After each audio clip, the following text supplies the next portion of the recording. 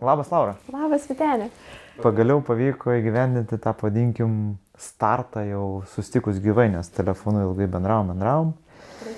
Tai tada iš karto pasakom žiūrovom, kokia va ta mūsų misija, kodėl mes čia surinkom ir kas tokie esam.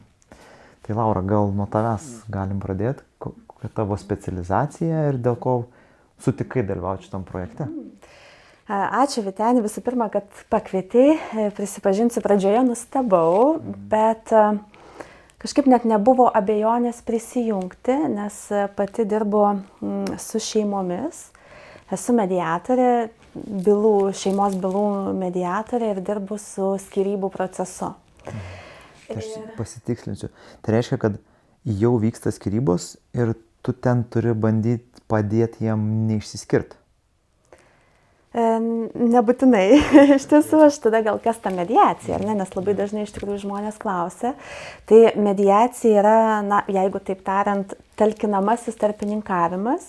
Ir šiuo atveju prieš kreipiantis į teismą, nuo 2020 metų šeimos poros turi kreiptis į mediaciją. Privaloma mediacija pabandyti taikiai susitarti. Tai va, vėlgi, kad susitaikyti, tai nėra mediatoriaus siekiamybė. Aišku, tai būtų idealu, jeigu sutuoktiniai mediacijos metu visgi nuspręstų nesiskirti, nes tą statistiką Lietuvoje žinom, tai tikrai net. Beje, paminėjai statistiką, gal gali priminti, nes aš pats irgi jau nebepamenu. Kiek ten 30% ar daugiau? Ženkliai daugiau. Man regis, kad daugiau, bet reikėtų irgi šitą patikslinti, nes tikrai tie mastai auga. Ir tikrai pati jaučiu, kad tikrai bylų nemažai ateina pas mane, tai susitaikyti be abejo, tai būtų idealiausias sprendimas, jeigu visgi šeimos nuspręstų ar ne, bandyti spręsti, bandyti tęsti santuoką ar ne, galbūt su tam tikra pagalba. Ar yra pavykę pajautus, kad pas tave va taip sėdint kažką pajunta, kad gal mes paskubėjom ir gal bandom visgi taikytis, ar nebuvo tokių epizodų dar? Deja, retesni atvejai, bet vieną tikrai atvejį turiu, kai sutuoktiniai nusprendė visgi kreiptis pas psichologą pagalbos ir tuomet, vėlgi žiūrėti, ar ne, ar lieka ties tuo sprendimu, kad visgi skiriasi, ar bando keliauti kartu. Tai vieną tokį atvejį turėjau, tai va, deja vieną. Didžioji dalis iš tiesų ateina į mediaciją susitarti dėl santuokos nutraukimo pasekmių. Tai reiškia dėl vaikų gyvenamosios vietos, išlaikymo priteisimo, turtinių klausimų.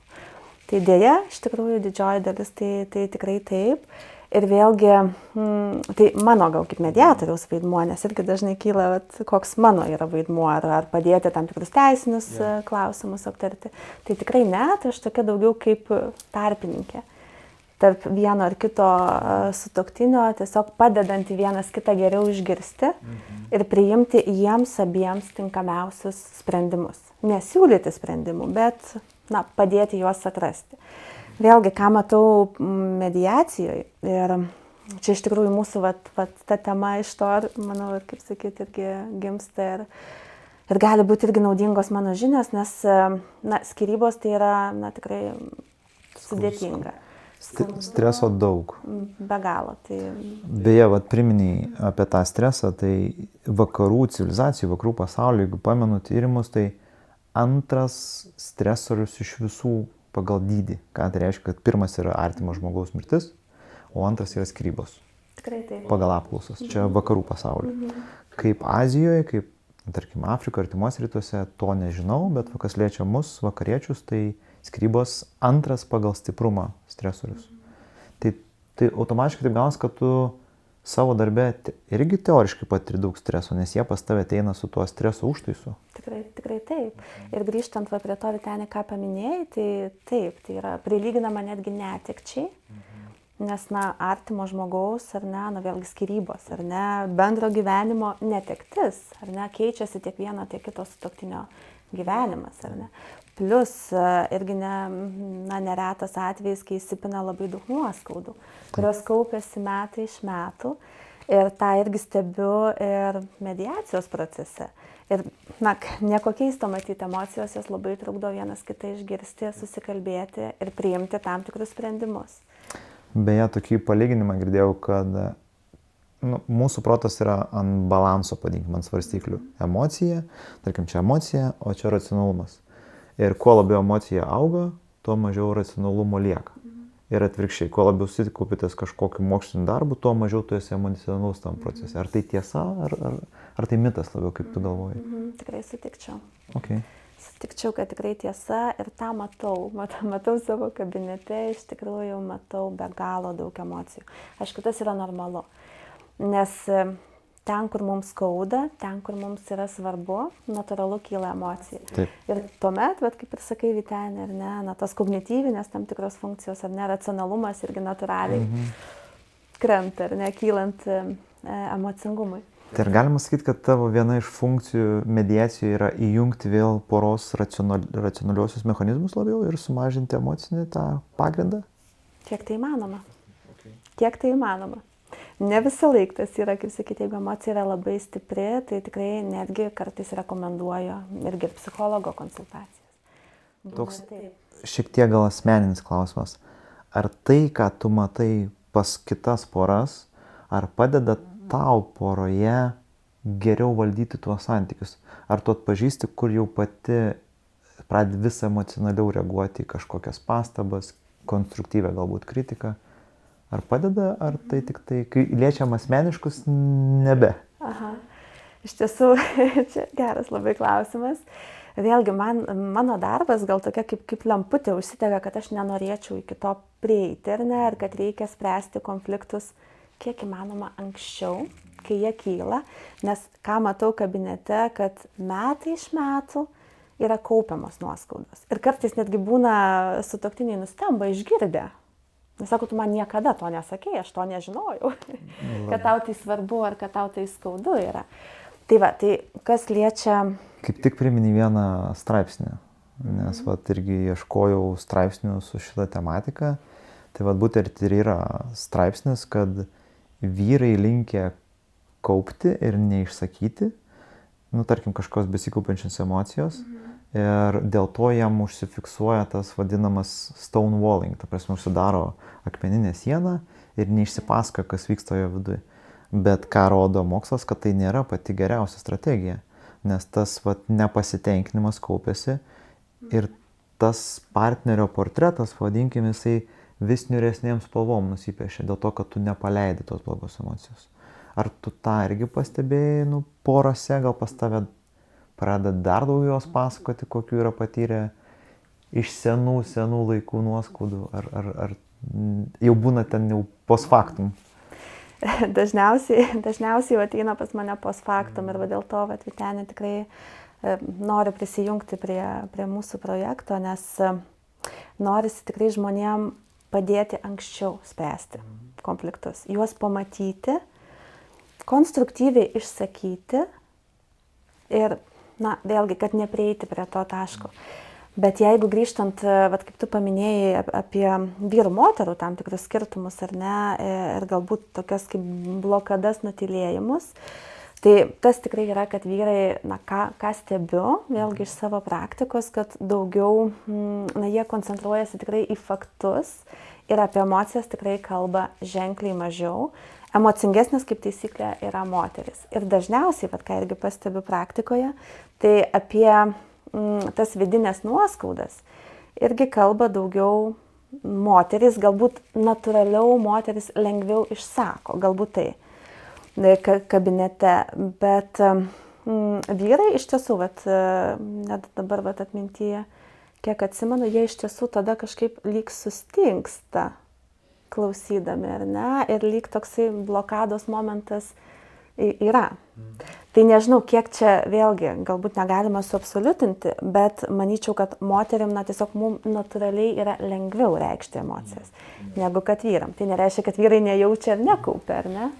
Yra toks pasakymas, netgi daryta tyrimų, nebegalim sakyti, kad tai mitas, kad moterų emocinis intelektas yra aukštesnis. Ir pagrindas turbūt, kas yra evoliucija, nes jeigu žiūrint 100 metų atgal, tai moteris, kol neturėjo, vadinkim, tų išsikovojusios teisių, tai vyras, kaip jis grįždavo namo, nėra jokių teisinių pagrindų, tai jis ten ką nori, tą ir daro. O moteris turėdavo su savim padirbėti, kad visas tas stresinės situacijas pergyventi ir plus atrasti mechanizmus, kaip visgi tą vyrą valdyti psichologiškai, nes fiziškai nėra kaip, nes jisai fiziškai stipresnis. Tai evoliucinis tai teigia, kad pas moteris dėl to ir išsivystė genetiškai gerokai aukštesnis emocinis intelektas, nes anksčiau nebūdavo teisės, nebūdavo apsaugos fizinės moters. Tik jinai psichologiškai galėdavo padaryti įtaką vyrui, kad jisai būtų švelnesnis su ją, pavadinkim taip. Ar kažką esi tokio girdėjus, pastebėjus? Apie būtent emocinį intelektą, kad aukštesnis moterų. Kad moteris lengviau reiškia emocijas, tikrai taip. Tikrai taip, tai tas dėsningumas yra, vėlgi negalėčiau suabsoliutinti, nes vėlgi yra tikrai skirtingų vyrų, skirtingų moterų ir dabar tikrai stebiu, kad populiarėja vėlgi ir tarp vyrų, ar ne, va tas, kaip sakyti, ir savianalizė, ir mokėjimasis kalbėti apie emocijas, ar ne, jas reikšti. Vėlgi netgi teko girdėti, kad aplamai yra visokios ir vyrų grupės, psichoterapinės, gentys taip vadinamos, ar ne, kur vyrai mokosi tą daryti. Tai panašu, kad irgi po truputėlį supranta to svarbą ir prasmę, ar ne. Ir... Tai būtent aš gal irgi pasibėjau, kad šiuolaikinis vyras labiau linkęs investuoti daugiau į tą savistabą ir savikontrolę. Gal irgi jau pradedam mes kaip vyrai suprasti, kad reikia painvestuoti ir tą emocinį intelektą, nes pasikeitė laikai, pasikeitė socialinė aplinka ir mums jau reikia kitų įgūdžių daugiau palavinti. Tai gal tas tavo pastebėjimas jo teisingas, kad mes tikslingai pradėjom vis daug investuoti. Dabar beje apie tuos mokslinius straipsnius, kaip tik vieną atsidariau, kad toks gana senas tyrimas John Gottman jį organizavo, tai virš 40 metų truko, ten dalyvavo virš 3000 porų ir kokie įdomus atradimai, kad vyriškai statistiškai greičiau pradeda fiziologiškai reaguoti konflikto metu, kad tai reiškia, jiems suaktyvėja adrenalino išsiskirimas, kortizolio daugiau išsiskiria ir ko pasekoje, čia pagal Johno Gottmano tyrimus, kad vyrai greičiau perdega nuo to patirimo streso daugiau konflikto metu ir dėl to jie pasistato tą akmeninę sieną. Kitaip sakant... Per sunku pasidaro? Jo, nes jiem reikia atsirefreshinti, persirestartuoti. O moteris tuo tarpu jos nori toliau spręsti, bet vyras jau būna pasistatęs tą nematomą sieną. O moteris pagal Johną, jos interpretuoja, kad viskas, tas vyras jau padėjo tašką. Jau negerai. Bet pagal jų tyrimą jis nepadėjo taško, jisai, kaip sako, įlindo į savo olą, ten persirestartuos, galbūt susidėlės kažkokius išvadas savo galvoj ir vėl ateis bendrauti. O per tą laiką moteris gali prisikurti visokių interpretacijų, kol stojo oloj sėdi. Tai čia labai senas tyrimas, matau, 94 metais buvo pirmasis jų straipsnis, 99 antrasis. Tai kokia žinutė, kad vyrai 70% dažniau ignoruoja tam tikrą konfliktą, nes jie perdega. 70%. Tai čia labai didelis mastas vyrų, kad net ta mažytė dalelytė 30, kurie neignoruoja. Ar ne? Gal išmoksta su metais ar kažkas tokio, kad nebestatytų sienų. Bet čia labai įdomu, Vyteni paminėjai, kad šitas tyrimas vyko 40 metų, ar ne? Tai reiškia, ar čia tas pačias poras tyrinėjo, ar tiesiog tas pačias, ar ne? Ir perspektyvoje tada, kokios išvados? Tai turbūt tas 30% ir atsiranda, kurie išmoksta nebestatytų sienų, nes galbūt pamato, kad tai neefektyvu. Mes galim mokytis. Reiškia, fiziologiškai tas nėra kaip ir, ar ne, vyram duotybė, bet tiesiog išmokstama. Išmokstama, jo. Tai kitas toks aspektas, ką prisistatant, norėtumėm pasakyti, kad mes tikime su Laura, kad pavyks kuo plačiau apšviesti žmonės apie tuos skirtumus skirtingų lyčių, kaip mums tarpusavį sugyventi ir galbūt prisidėsim prie daugiau sėkmingų ir mažiau stresą sukeliančių santykių. Nes, kaip ir tas santykis reikalingas. Nors šiuolaikinė visuomenė skatina individualumą, bet, vis tiek, jeigu mes taip žiūrim per demografinę prizmę, vis tiek reikia kažkaip mums lietuviams išlikti, reikia Europai išlikti. Nes kol kas demografija rodo ne kokius skaičius ir statistika skyrybų irgi rodo ne kažkokius. Tai vat, o aš iš savo pusės, aš daug esu dirbęs su kriziniam dėrybom, kur žmonės yra, pavadinkim, krizėse ir reikia tas krizės įspręsti. Tai žinau, kaip tas stresas paveikia jų kognityvinius gebėjimus. Tai vat viliuosi, kad mes sujungsim tuos du įgūdžius. Tas mano, kaip spręsti krizinės dėrybas, nes realiai santuokoje skyrybos irgi yra krizinės dėrybos. Ir ne tik santuokoje, ar ne, aplamai skyrybos yra tikrai krizinės dėrybos, ar ne, ir labai aukšta įtampos, sakyčiau, irgi zona, ar ne, streso.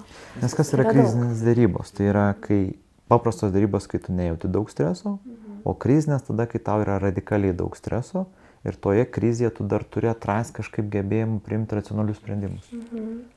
Sudėtinga. Sudėtinga. Tai vat kaip tas svarstyklės atstatyti į balansą? Nes man kaip tik ir iškilo tos svarstyklės, ar ne? Ir pavyzdžiui, Vytenė, vis tiek iš praktikos, ar ne, su krizinėmis dėrybomis, tai visgi įmanoma atstatyti tą balansą aukštoj įtampos tokiai zonoje, ar ne, ar kriziniai situacijai. Jo, dažniausiai įmanoma, jeigu ne per vėlai įeita į tą asmeninę žmogaus krizę. Ir įmanoma rasti pakankamai racionalių sprendimų. Negaliu sakyti, kad per trumpą intervenciją, pavadinkime, to žmogaus krizinę tą gyvenimo situaciją, tu iš karto sudėliosi visą tą jo puzlę dėlionę į vietas, bet tu bent jau tam laiku gali padėti susivokti, kad neverta ten, tarkim, atimti savo gyvybės. Nes dažniausiai tos krizinės dėrybos būna, kai žmogus prieina liepto galą ir jau galvoja, kad viskas, kito kelio nebėra, tik tai išeiti iš šito gyvenimo. Tai va, pavyksta bent jau sustabdyti tam epizodui, o po to dažniausiai perdodam, kad kažkas jau specializuotas žmogus dirbtų su juo toliau. Tai yra psichologas, psichiatras, kad nebegrįžtų prie to pačio liepto galo. Bet tai irgi kelionė paties savęs. Tai vat, kaip paskatinti žmogų, kad jis pats ieškotų to sprendimo būdavo čia sudėtingiausia. Tikrai taip. Ir čia gal kalbant apie tą patį, jeigu grįžtant ar ne prie porų, prie sutuoktinių ir šiaip santykių temoje, ar ne, tai vat noras spręsti, ar ne, noras ieškoti, kaip kitaip tos konfliktus, ar ne, juose būti, juos spręsti. Ir nežinau, Vytenė, kaip tu galvoji, ar aplamai, nežinau, greičiausiai ir nėra mūsų siekiamybė, bet šiaip kaip galvoji, ar įmanoma iš vis, kad tų konfliktų nebūtų santykiuose? Gerą klausimą palėtėjai. Aš manau, kad visiškai konfliktų mes neišvengsim. Nes vien dėl vieno dalyko neįmanoma išvengti. Nes mes iš prigimties esam linkę prasiplėsti savo ribas. O dviejų žmonių santykis, arba nebūtinai dviejų žmonių, tarkim, paimkim darbo kultūrą, ne, darbovietę, ten irgi kiekvienas bando savo ribas prasiplėsti. Ir kur dviejų žmonių ribos susikirs, tarkim, vienas plečiasi ir kitas plečiasi ribas, kur jos suskirs, ten prasidės konfliktas, neišvengiamai. Nes mes lįsim kito žmogaus, padinkim, komforto zoną. Interesų tam tikras susidūrimas. Taip, susidūrimas. Interesų, tarkim, kažkokios tiesos, bandom atrasti konflikto metu tą objektyvesnę tiesą, pastatyti, kur kieno ribos, tai neišvengiamai konfliktai yra. Todėl, irgi, kai tenka vesti seminarus, paskaitas apie konfliktų valdymą, tai sakau, žmonės, jeigu jūs vengiat konfliktų, nevenkit jų, nes tai yra gyvenimo dalis, jinai yra neatsiejama. Konfliktas nėra tai, kad vien tik blogis. Konflikto metu tu gali nustatyti pakankamai komfortiškas abiem ribas, gali atrasti objektyvesnę tiesą, nes, objektyvios visai tiesos greičiausiai nėra. Subjektyvumas vis tiek išlieka. Jo. Mes bandom tą objektyvesnę atrasti. Plius paefektyvinti ar tai pačius santykius poroje, ar santykius darbinius. Per konfliktą dažniausiai mes juos efektyvinam. Stereotipiškai, ar ne, darbuotojas nenori kažko daryti, darbdavys nori duoti daugiau funkcijų. Ir atsiras ribų susidūrimas. Taip kad konfliktai dėja neišvengiami. Tai gali būti augimo galimybė. Visiškai teisingai, Laura. Vėlgi, tik tai aišku svarbu, vėlgi tas noras, ar ne, nes ką irgi esu pastebėjus, vėlgi čia, kaip sakyti, ir asmeniniam gyvenime, ir darbiniai praktikoje, kad irgi konfliktuojame ten, kur mums yra svarbu. Jeigu nėra svarbu, tai tada nėra kažkaip ir to konflikto, ar ne? Tai vėlgi, kaip ir minėjai apie tas savo ribas, ar ne, ribų išsakymą, ribų gynimą tam tikrą, ar ne, kas atrodytų santykiuose ten, kur turim jaustis saugus, palaikomi, bet natūraliai tas ribų gynimas jis irgi išlieka, ar ne, nes vis tiek, jeigu kalbant apie poros santykius, ar ne, tai susiduria vis tiek du skirtingi pasauliai, ar ne, du skirtingi burbulai su savo auklėjimu, su savo nuostatom, su savo aplinka, socialinė aplinka, įsitikinimais ir susiduria į vieną, ar ne? Ir kaip ir sakai, natūraliai. Negali būti viskas labai sklandu. Labai gera tavo metafora. Dažniausiai konflikte, nebūtinai santykyje poroje, bet ir konflikte susiduria du pasauliai. Ir, kaip tu sakai, du burbulai ir mes tarp tų dviejų burbulų, jeigu galim gerbti kito žmogaus burbulą, gerbti savo ir sukurti trečią. Jeigu abudu sutinka, galim sukurti trečią burbulą, kuris abiem bus patogus. Tarkim, gal aš nenoriu įsileisti savo burbulą. Nes būna ir tokių atvejų, žmonės labai rigidiški nenori įsileisti savo pasaulį. Tai sukurkim tą trečią, kuriam abiem bus komfortabilu. Tai va, toks pamąstymas. Tiesiog mintis apie tą trečią burbulą, nežinau, ir mūsų projekte, ar ne, ar mes tą, aš manau, tą ir aptarsime, ar ne, kaip tuos du pasaulius, ar ne, kaip geriau suprasti vienas kitą, ar ne, kaip galbūt ir sukurti tą trečią burbuliuką, ar ne, kur tokį supratimo burbuliuką, ar ne, ir turėti tam tikrus įrankius. Ir čia automatiškai mes turbūt prieinam prie atvirumo aspektų. Kuo aš atviresnis būsiu kalbėti apie savo tą subjektyvų pasaulį, savo burbulą, kuo labiau partneris bus pasiruošęs kalbėti apie tą jos burbulą, tai tuo daugiau šansų, kad mes sukursim arba bendrą burbulą, kur abiem bus komfortiškai, arba tą trečią. Šiaip idealiausia būtų, kad abudu sugretint, kad jie persidengtų. Bet tai ilgalaikis procesas. Tikrai taip. Ir aišku, pokytis nevyksta greitai. Tai va, dabar kaip tik irgi daugelis turbūt žiūrovų bus iš Facebook'o grupės, konsensijo grupės, tai ten jau palėtėm temą atvirumas. Tai va, bandom atrasti, kur yra to atvirumo ribos. Kiek mes turėtume būti santykiai atviri. Tai tavo nuomonė, vadinkim taip, subjektyvi nuomonė. Kaip tu manai, kiek aš turėčiau leisti būti atviras su tuo partneriu, su kuriuo planuoju nugyventi visą gyvenimą? Atvirumas svarbu, tai čia vienareikšmiškai, vėlgi tai iš tikrųjų mano subjektyvi nuomonė, bet turi būti tam tikros ribos atvirume ir vėlgi, taip labai priklauso, kokiame santykių etape esam. Ar tai yra pradžių pradžia, kaip sakyti, tik tai pažindinamės ar ne, stengiamės pažinti savo partnerį, savo būsimą žmogų, ar tai jau yra ilgamečiai santykiai, ar ne, ar mes vienas kitą pažįstam, žinom silpnasias, stipriasias pusės, bet vėlgi, pavyzdžiui, kalbant apie tas pačias ribas, kaip pavyzdys, tarkim, išrėkti tiesą vien dėl to, kad aš dabar jaučiu kažką, ar ne, ir kad išsiventiliuoti, nemanau, kad tai būtų tinkamas sprendimas, jeigu tai neveda ties kažkokiu sprendimu, ar ne? Ką tarkim, būtų svarbu įvardinti, galbūt savo poreikį, kurio neatliepia mano, ar ne, antra pusė. Manau, tą poreikį bet kokiu atveju yra svarbu įvardinti, kad kitas žmogus žinotų, bet čia labai, labai svarbu, vėlgi tą tiesą galima įvairiais būdais išsakyti. Tai jeigu išgirdau, ką tu pasakei, aš turiu gebėti tinkamai išsakyti pagal partnerį būtent, nes vieni priima tiesmuką tiesos sakymą, kiti nori labiau įvynioto į skanų popierėlį tą, vadinkim, mano nuomonės išsakymą.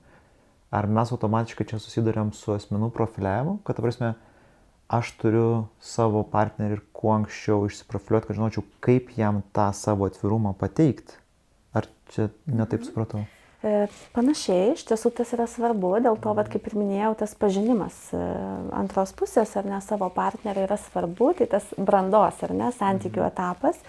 Tai taip, nes, pavyzdžiui, vienas žmogus, gali būti jautresnis, ar ne, tam tikrai tiesai. Bet vėlgi, ją yra svarbu išsakyti, bet išsakyti, kiek tai įmanoma be kaltinimų, ar ne, be priekaištų, kad neįjungti gynybos mechanizmų, nes natūraliai, jeigu mus puola, tu niekada, tu visada, kodėl ten to nepadarei, kodėl ten taip sureagavai ar nepasakei, tai natūraliai norisi gintis ir norisi tokią sieną pasistatyti.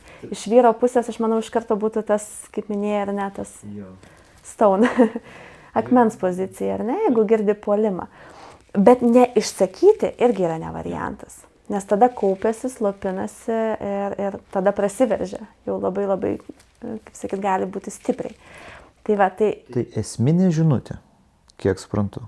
Mes turim gebėti visų pirma sudirbti su savo vadinamu tuo ego ir neįsijaus, kad komunikacijai taip tiesmukai, kad nenuskambėtų mano tiesmukumas, atvirumas kaip kaltinamas. Tai čia pirmas žingsnis, ar ne? Ir antras tada tą praktikuoti pastoviai, aš taip suprantu. Kad pastoviai praktikuoju, kad kol tai taps tiesiog man priimtina. Kad aš visada, kai išsakau konstruktyvų kažkokią kritiką, pastebėjimą, visada tai išsakau be jokios potekstės, kad kaltinam arba esu nepatenkintas. Ar galiu kažkiek to nepasitenkinimo parodyti, kaip manai? Manyčiau, kad tas natūralu, kad tą parodom, ar ne, tą tam tikrą nepasitenkinimą. Vėlgi, svarbu, be tų kaltinimų, ar ne, ir priekaištų. Bet, aš irgi norėčiau dar šiek tiek, grįžti. Pradžioj, manyčiau, svarbu įsiaiškinti, kas mums yra svarbu ir kas mūsų užgavo, koks mūsų yra poreikis. Tai tikrai taip. Ar tai yra mano, tarkim, šiandienos emocija ir bloga nuotaika, kurią parsinešiau iš darbo ir pasipainiojo mano žmogus šalia ir aš įsiliejau, nes ten kažkur kažką puoduką ne ten padėjo, ar ne? Tai vėlgi, ar tai yra apie tam tikrą mano gilesnį poreikį, kurį aš noriu išsakyti, ar tam tikras ribas, galbūt santykiuose, kas irgi yra svarbu, ir tą pateikti vėlgi kiek įmanoma, gal ir per savo prizmę, kad man svarbu, kad tam tikras, tarkim, tavo elgesys mane užgavo. Galima tai tikrai savo nepasitenkinimą išsakyti, jeigu, tarkim, mane tas užgavo, ar ne, tai ką mes galim su tuo daryti, ar ne, ką tu apie tai galvoji. Yra čia tas slidi riba. Slidi. Jeigu aš pasakysiu, kad tavo ta komunikacija mane užgavo, automatiškai aš jau kaltinsiu. Ir tada toks bus tas pirmasis, kuris inicijavo, pavadinkim, nepasitenkinimo išsakymą. Jeigu tik padarys kažkokią mažytę klaidą, antras tikėtina, kad užlips dar labiau ant nuoskaudos ir tada ta ugnis išsiplėskė. Bent jau aš. Rizika yra, Vyteni, iš tiesų taip, labai įdomu, kaip tu galvoji, kaip su ta riba išlaviruoti. Nes, tarkim, nepasakyti savo poreikį, ar ne, ir nepasakyti, kad, tarkim, tam tikras mano antros pusės elgesys mane užgavo. Nežinau, ar tai būtų tinkama, nes greičiausiai, kad kaupčiau toliau. Kaip išlaikyti tą balansą? Ieškojau irgi informacijos moksliniuose straipsniuose, tai pavyzdžiui, kai moteris kalba, tai dažniausiai tiesiog paleidžia tą emociją. O kai vyras girdi, kad moteris kalba, tada interpretuoja, kad aš turiu išspręsti šitą problemą. Pas mus toks mąstymas. Girdžiu problemą, tai nereiškia, kad dažniausiai mes taip įpratę galvoti, kad nereiškia, kad tu čia nori, kad aš tave išklausyčiau, aš galvoju, kad kai vyras iš mano perspektyvos, kad reiškia, aš turiu tą sutvarkyti. Toks, ir tą jauti ir pats, tą jaučiu, jo, tokia kaip atsakomybė. Jeigu man kažkokį išsako, kad čia tas negerai ir tas negerai, aš galvoju, kaip tą negerai paversti gerai. Tai šitą atrado pirmą kartą ir aprašė netgi 1990-aisiais toksai autorius Deborah Tenin. Ir pakankamai senas tyrimas ir būtent pas juos paminėta, kad vyrai orientuoti konflikte, kaip išspręsti tą problemą, o moteris orientuotos į ryšį, kaip pasidalinti tą blogą emociją. Tai mes visiškai radikaliai skirtingai šitą matom problemą. Toliau, kas dar irgi įstrigo, Gross, toks J.J. Gross, čia biški vėlesni, 2002 metais. Emotional Regulation, jo tokia knyga buvo ir jisai pastebėjo, kad moteris labiau linkusios naudoti emocinės išraiškos strategijos, tai yra ir verbalinė, ir neverbalinė, o vyrai labiau linkia tiesiog emocijos slopinimą. Ką tai reiškia? Aš jaučiu, kad pas mane emocija kyla, tarkim, kažkoks nepasitenkinimas kažkokiu tai santykiu, aš tą emociją slopinu ir sakau, kad manęs tai neliečia. Viskas gerai.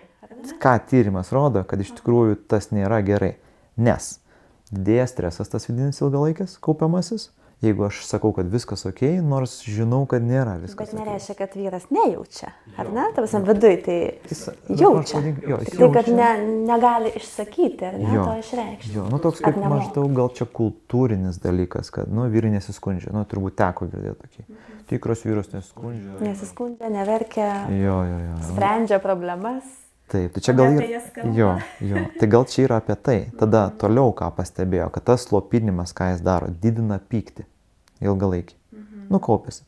Tarkim, kažkas man sukelia, tarkim, mano partneris sukelia man vieną kartą blogą emociją, aš nutyliu antrą kartą, trečią kartą, tai pas mane kaupiasi ir stresas, ir pyktis ant jos kaip simbolio. Toks pasąmoninis. Tai dėl ko tai... Gal šiek tiek praplėsti ant jos kaip simbolio, nes šiandien tas įdomu. Nes tai yra tavo simbolis, kuris įsivaizduoja, kad su juo gyvensi visą gyvenimą, kad tu jį myli, tau visos geros emocijos apie tą simbolį. Bet jeigu tu patiri kažkokią blogą emociją, tai tos neuroninės jungtys ne tik geros formuojasi, bet ir blogos. Ir jeigu tu jos nepaleidi, neišsprendi, tai tų emocijų apie tą konkretų asmenį daugiau formuojasi nebe gerų, tų neuroninių jungčių, o blogų. Ir ką pastebėjo tas Gros, kad didėja pyktis to žmogaus atžvilgiu, tada kas dar? Mažėja empatija to žmogaus atžvilgiu. Čia labai įdomu. Ką tai reiškia? Bet tai natūralu. Paimkim santykį ne artimą, o darbinę, ar ne? Jeigu aš tam žmogui nejaučiu simpatijos, didelė tikimybė, kad po truputį pradės jausti antipatiją. Nes tam neutraliam lygmenį sunku išlikti. Ir ketvirtas punktas, ką pastebėjo, kad didėja eskalacija konfliktui.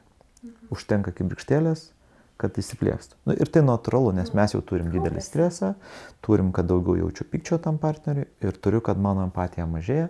Tai reiškia daugiau šansų, kad aš aštriau į konfliktą eisiu. Ir kad mažiau bus lengva suprasti kitą žmogų. Tai ką irgi galima pastebėti konflikte, nes tada atrodytų negirdim vienas kito. Nes tie du burbulai, jie išsiskiria, ar ne, ir ta prasme mato tik tai, kas yra aplink juos. Ir čia irgi, manyčiau, yra susijęs su ta empatijos mažėjimu, ar ne, kad empatija mažėja. Nes prieš tai, ir tie tyrimai labai gražiai vienas su kitu koreliuoja, būtent tas Gros tyrimas su būtent Gottmano tyrimu, kur Gottmanas pasakė, kad vyrai statosi tas stone walls nuo akmenų. Jie koreliuoja, nes kas yra tas stone walls ir yra, kai aš perdegiau, aš negaliu toliau dalintis, bet tas pyktis ir ta empatija tam asmeniui mažėja, dėl to aš tą sieną ir statau. Tai jie vienas kaip apsauga nuo tų emocijų, ar ne? Nes pavyzdžiui, tikrai, iš moteriškos pusės, ar ne, ką galiu pasakyti, nes natūraliai ta siena sukelia pyktį, nes atrodo, kad vyrui visiškai yra nesvarbu ir jisai abejingai sureaguoja į tai, kas, realiai, moteriai tą dieną, tą valandą, tą minutę yra aktualu ir apie ką jinai nori išsikalbėti ir ką nori išsakyti. Ir vyras sureaguodamas šaltų veidu, ar ne, ir tikrai sukelia dar didesnį pyktį ir tokį nesvarbumo, nereikalingumo jausmą ir tada, taip pat kaupiasi tos emocijos, nuoskaudos. Ir kas liūdu, kuo ilgiau ta akmenų siena, pavadinkim, bus, tuo daugiau bus laiko moteriai, kaip partneriai tuose santykiuose, prisigalvoti interpretacijų, kad viskas jau. Čia jau ta riba, nuo ko mes jau nebegalėsim išspręsti tos problemos. Bet ar tai tik tai interpretacijos, kaip galvoja?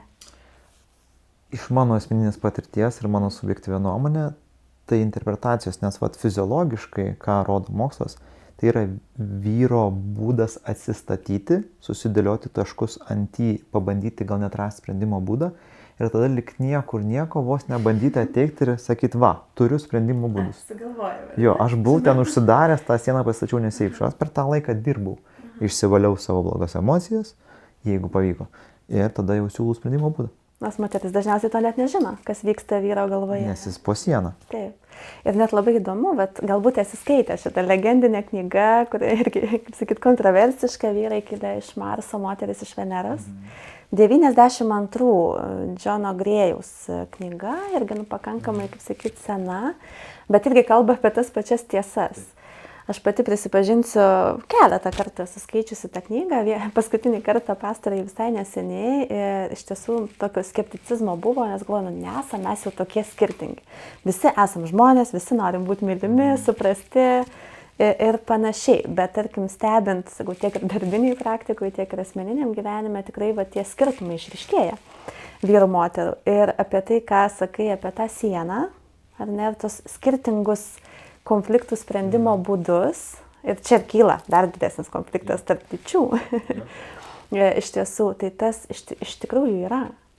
Tai va, ir dar, manau, viena iš mūsų misijų vėlgi padėti skirtingom lytims susikalbėti, ar ne, ir geriau suprasti vienas kitą. Moterims vyras, vyra moteris, ar ne, nes amžinas būna nesusikalbėjimas. Visų pirma, informuoti apie tos skirtumus, pasakyti, kad kai kurie skirtumai nėra mitai. Iš tikrųjų egzistuoja kai kurie mitai. Tiesiog yra fiziologinių dalykų, yra kultūriškų užprogramuotojų dalykų, mąstymo, temperamento, yra skirtingų dalykų, tai netgi hormoniniai dalykai. Tai visus tuos dalykus pasistengsim per tą visą laiką, norėjau sakyti, paviešinti, bet jie yra vieši. Tik tai gal mes per mažai apie juos šnekam. Ir tada kaip su visais tais skirtumais gyventi, sugyventi, ir neturėti gerą laiką ir kokybišką ir efektyvų laiką. Nes kita vertus tie skirtumai savotiškai ir traukia, ar ne, ir skatina pažinti vienas kitą. Taip. Nes, tarkim, realiai dėl ko mes irgi pradėdami tą projektą galvojom, kad šita tema turėtų šnekėti ne du asmenys tos pačios lyties, bet du skirtingi asmenys. Nes mes tada kaip tarėmės irgi sakėm, kad tai bus daug įdomiau, nes gali pasirodyti, kad, tarkim, jeigu čia sėdėtų du vyrai arba dvi moteris, per daug subjektyviai tą procesą, tuos konfliktus žvelgtų. Grinai iš savo varpinės toks metafora. Tai mes dėl to ir sujungiam, pavadinkim, tas žinias, patirtis, tam, kad kuo daugiau šansų padidinti tą objektyvios tiesos atradimą. Tai viliuosi pavyks. Tai gal šiam kartui čia sustokim, kad nenuvargintumėm žiūrovo. Ir susitiksim sekantį kartą su naujom temom arba pagilinę šią temą. Beje, dar ko nepalėtėm, tai galima iš karto pareklamuoti kitam kartui, reikėtų daugiau pakalbėti apie profiliavimą. Nes jeigu mes tą įgūdį išsiugdom pakankamai anksti, tarkim, savo gyvenimo pradžioj, tai tuo daugiau šansų, kad susirasim gyvenimo partnerę, kuo labiau atitinkantį mūsų profilį. Nes mes turim ir savo profilį, mums reikia visų pirma išsiaiškinti, kokie mes, kas mus traukia, su kuo mes galim sugyventi, su kuo negalim sugyventi, ko negalim toleruoti. Ir tada žinodami tai, galim jau praplėsti, susiaurinti akiratį ir susirasti su tuo, ko galim sugyventi. Taip. Iš tikrųjų šitą temą ir mane asmeniškai labai domina, nes čia Vytenė yra tavo jau darbo laukas ir tavo sritis. Tai tikrai bus be galo įdomu ir iš tiesų, tęsiant, taip pasakyti, pabaigai, tęsiant tavo mintį, nes taip, tie bendrieji skirtumai, ar ne, kuriuos mes irgi aptarsim, ar ne, bandysim susiaurinti diapazoną, kad geriau vienas kitą suprasti, bet ne ką mažiau svarbu ir individualūs, tam tikri profiliai, ar ne, ir pažinti per tai save, nes manyčiau viskas prasideda nuo to, ar ne, kai pažįstam geriau save, tuomet ir kitą yra paprasčiau pažinti, ar ne, ir, taip abipusiai atsirinkti savo tinkamą žmogų, ar ne, ilgalaikiai perspektyvai. Beje, kol dar neuždarėm, tu kaip psichologiją pabaigus, tu vis tiek turi įrankių, kaip paprastam žmogui, asmeniškai vienam, be įsikišimo iš profesionalo psichologo, psichologės, ką tu rekomenduoji, kaip geriau save pažinti ir kaip susidėlioti tuos visus savo temperamento, charakterio, asmenybės, mąstymo, tuos visus tipus, kad žinočiau, koks aš esu kaip asmenybė. Čia ypač kalbam apie žmonės, kurie yra, taip pavadinkim, nuo paauglystės, nes jiem labai aktualu, reikia kokį 30, nes nuo 30 jau nebelabai žmonės daug gilinasi, pavadinkime save. Taip, tai aš iš savo patirties iš tiesų, kas man padeda, tai tikrai man padeda savistaba. Tiesiog stebėti save įvairiose situacijose, kaip aš reaguoju. Vėlgi stebėti ir tai, kas mane išbalansuoja tam tikrose situacijose, ar ne? Ar santykiai, ar darbinėje plotmėje. visame kame, na, išsiugdyti tokį mažą stebėtoją savo ant peties, ar ne kritika, nes šitą irgi turim, ar ne, tą be perstojo save kritikuojantį, ką mes gerai, ką blogai, ką gerai, tai viskas tvarkoja, čia tas stebėtojas gali mums, kaip sakyti, pasakyti, bet dažniausiai tas kritikas, jisai reikėjo taip, o ne naip, ar ne, ten tu vienaip ar kitaip. Tai va, tai tiesiog stebėti save, vėlgi priimti tam tikras savo savybės ir trūkumus, jie kartais gali išvirsti netgi pliusus. Tai labai geras požiūris, toks optimistiškas. Tikrai taip, ir pavyzdžiui, aš irgi pati iš savęs galiu pasidalinti, nes tuose pačiuose konfliktuose, ar ne, tai aš kažkaip visą laik būdavau ta tokia, kaip sakyt, užglaistanti konfliktą, ar ne, kartais galbūt ir venginti, atsitraukianti. Po to, aišku, save ir kritikuojanti, kad reikėjo galbūt man aštriau kažkaip reaguoti arba labiau ginti savo tam tikras ribas. Bet iš kitos pusės, pavyzdžiui, kaip sakyt, gyvenimo perspektyvoje susiklosti, kad mano tam tikros savybės, kur aš kritikavau, tas užglaistimas, visa kita, galbūt santykiuose mano asmeniniuose tai nėra tam tikras pliusas, bet gal ne tą žodį paminėjau, ne tai, kad užglaistimas, bet mokėjimas išlaviruoti. Tai tarkim, pačioj mediacijoje man visai padeda, ar ne aštrinti konflikto, bet bandyti jį truputėlį, dabar galvoju, žodis gal nėra visai tinkamas užglaistyti, nes užglaistyti nėra gerai, nes tai reiškia slopinti. Neaštrinti? Neaštrinti, gal va šitas, ar ne, kad tiesiog neužaštrinti, galbūt kai kur, vėlgi taip, sakau, netrandu to tinkamo žodžio. Bet išlaviruoti tarp tų karštų ugnių, truputėlį prigesinant, bet nenuneigiant. Nežinau, aš supratau. Ne, viskas tu labai gerai sudėlioji. Jo, čia irgi toks kaip yra talentas ir tu anksčiau laikai, kad tai yra, tarkim, tavo kaip ir silpnybė, ar ne? Bet matai, kad kai kuriuose profesijose, kai kuriuose veiklose tai yra didelis pliusas, kaip mediacijų. Tai jo. Dar toks komentaras dėl savistabos. Kiek domėjausi, savistaba yra labai susijęs su tavo intraversija kaip žmogaus.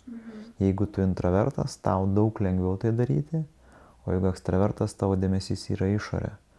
Tai ką mes galėtumėm palinkėti ekstravertams, jeigu žiūri mūsų šitą video, kaip jiem tą savistabą pastiprinti, kai jų dėmesys linkęs į išorę. Kuo maksimaliau išorė. Taip, čia labai svarbus momentas, Vytenė, ką paminėjai, tikrai, nes tas natūraliai intravertam natūraliai gaunasi. Nuolat, aš pati intravertė, tai aš nuolat to užsiimu, man tas natūralu. Vėlgi, ekstravertam gal toks irgi mini patarimas, ar ne, tai vėlgi priimti savo ekstravertiškumą, tai su tuo irgi viskas yra tvarkoj, kartais intravertai to gali, kaip sakau, pavydėti. Bet, tokia maža savistaba, galbūt tada tas natūraliai taip savaime nesigauna, bet savo įsivardijus, kad man to reikia truputėlį daugiau tam tikrose situacijose. Tiesiog atgręžti tą savistabą truputį dirbtiniu būdu. Kas intravertų yra natūralu, tai ekstravertų truputėlį tokiu dirbtinesniu būdu, kol tai galbūt galimai, jeigu to reikia, susiformuoja į tam tikrą mini įprotį. Jeigu to žmogui reikia. Galbūt, vėlgi, ekstravertas jisai taip gyvena, puikiai jaučiasi ir jam tos savistabos 100 metų. Jeigu nenukenčia kiti žmonės ar ne jo santykis, čia yra daug tam tikrų momentų. Dabar tokia įdomi mintis kilo, galima bus kitam epizodui paieškoti straipsnių. Nes dabar, kai taip viskas sudėlioja ir tokią hipotezę išsikėliau, ar nėra taip, kad ekstravertai labiau linkę karštai reaguoti konflikte? Aš tuo niekad nesidomėjau, bet dabar pagalvojau, kad teoriškai man regis taip turėtų būti. Įdomu dėl tyrimų, tai čia tikrai dėl šito pasidomėti. Manyčiau, kad tikrai taip. Irgi ką stebiu darbiniai praktikoje, kiek susiduriu, bet vėlgi, kaip sakyti, asmeniniai ar ne aplinkoje. Vėlgi tai kalbant ne tik apie poros santykius, bet šiaip apie santykius ar ne, ar apie žmonių temperamentus. Tai tikrai taip, nes ekstravertas, kilo ir išreiškia, ar ne, nes ir kalbėti yra paprasta, ar ne, ir išsakyti, ir emociją išreikšti. Intravertas pradžioj pagalvos tikėtina, ar ne, tada verta, neverta sakyti, savy ar ne, paskaluos tam tikras mintis. Tai aš manyčiau, kad taip, bet čia yra įdomu tikrai pasižiūrėti, ką sako moksliniai tyrimai ar knygos, tai čia irgi ateities, ar ne, kaip sakyti, temams. Ir dar jeigu taip visiškai pabaigai, Vytenė, vėlgi norėtųsi tų tokių praktinių, ar ne, vis tokių žingsnių kiekvienam iš mūsų, ką mes galim padaryti, ar ne, jeigu jaučiam, kad ta emocija ima viršų. Tai tokių situacijų tikrai, kaip sakyt, kiekvienas turėjom ir tikėtume, kad turėsim ateityje. Tai vat vėlgi, ką mes galim padaryti, kaip save galbūt ir pristabdyti nuo tos konflikto eskalacijos. Ir jeigu jau eskaluojasi konfliktas, kaip tame išbūti, ar ne, tai čia vat kaip tos, kaip sakei, tos krizinės dėrybos, ar ne, vat šitie įgūdžiai gali padėti. Nes jeigu tu nepaleidi tos emocijos tam konflikte, dažnai būna, kad tu turi asmeninį konfliktą, vieną šalį su savim. Nes, va, kaip tu pati minėjai, kaltini save, kad aš ten, tarkim, neišsakiau to ir to, arba neužsibrėžiau savo ribos konflikte ten ir ten. Po to turi asmeninį konfliktą. Tai va čia gal daugiau intravertų yra problema. Intravertai galbūt mažiau įsieskaluoja dvišaliame konflikte, bet greičiausiai jiems sunkiau yra, nes jie turi daug tų vienašalių asmeninių konfliktų. Čia irgi hipotezė. Reikėtų pasitikrinti, ar mokslas jau šitą tyrė, bet logiškai atrodo, kad taip turėtų būti. O kaip galvoji, va tos vidinius asmeninius konfliktus, ar galima irgi to pačiu paliesti kaip vieną iš temų, kalbant apie tarp asmeninius konfliktus? Kodėl ne? Galėsim padaryti apklausą grupėje, žiūrėsim, kaip reaguoja grupės nariai, jeigu jiem tai domina. Kodėlgi ne? Tai gerai, Laura, tai tikrai buvo įdomu. Aš manau, mes patys irgi mokomės šitam procese. Nes pakankamai, net nepakankamai, turbūt beveik maksimaliai atvirai daliname savo patirtim, žiniomis ir augsim kartu su visa bendruomenė. Net nebejoju.